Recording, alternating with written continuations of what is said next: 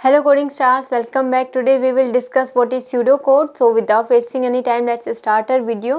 So basically जो pseudocode होता है वो कोई भी एक स्टैंडर्ड प्रोग्राम नहीं होता है, यानी कि किसी भी प्रोग्रामिंग लैंग्वेज में लिखा गया कोई कोड नहीं होता है।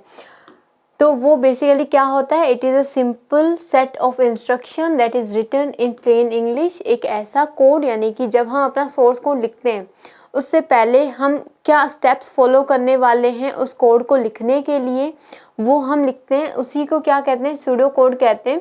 तो वो बेसिकली एक प्लेन इंग्लिश में होता है या किसी भी ह्यूमन अंडरस्टैंडेबल लैंग्वेज में हो सकता है।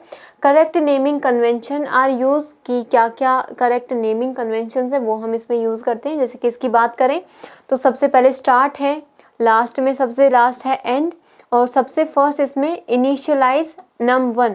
तो इनिशियलाइज क्या है, हमारा एक नेमिंग कन्वेंशन है कि सबसे पहले अगर हम कोई वेरिएबल इनिशियलाइज कर रहे हैं उसको क्या बोलते हैं, इनिशियलाइजेशन। तो यहाँ पे यानी कि उन जो नाम है वो जो कि नेमिंग कन्वेंशन है उसको यहाँ हम यूज़ करते हैं। The compiler can not understand the pseudo code. Pseudo code को कंपाइलर अंडरस्टैंड नहीं कर सकता क्योंकि वो किसी भी स्पेसिफिक प्रोग्रामिंग लैंग्वेज में लिखा गया कोड नहीं होता है, बस कुछ नेमिंग कन्वेंशन हम यूज़ करते हैं। Input num1, input num2, okay, num1 plus num2, ये हम सम नाम के वेरिएबल में स्टोर करवा रहे हैं। डिस्प्ले sum2, इसको अगर हम एग्जीक्यूट करेंगे तो इसका ऑब्वियसली कंपाइलर नहीं समझ पाएगा।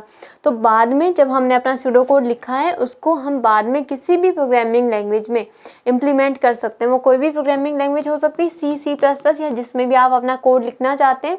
तो बेसिकली जब हम अपना सोर्स कोड लिखते हैं उससे पहले हम कुछ स्टेप्स लिखते हैं कि इन स्टेप्स से हम क्या करने वाले हैं, कि अपना जो डिज़ायर्ड आउटकम है उसको गेट करने वाले हैं। तो वो स्टेप्स हम लिखते हैं, ओके, नेमिंग कन्वेंशन के थ्रू।